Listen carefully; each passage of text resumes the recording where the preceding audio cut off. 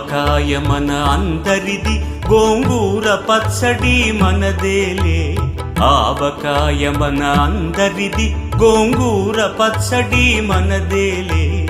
ఎందుకు పిజ్జాలెందుకు బర్గర్లెందుకు పాస్తాలింకెందుకులే.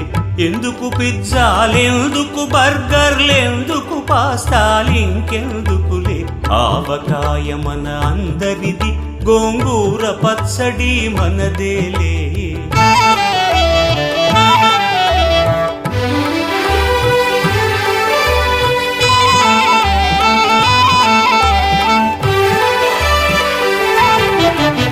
ఇడ్డెన్లలోకి కొబ్బరి చట్నీ, పెసరట్టులోకి అల్లమురా.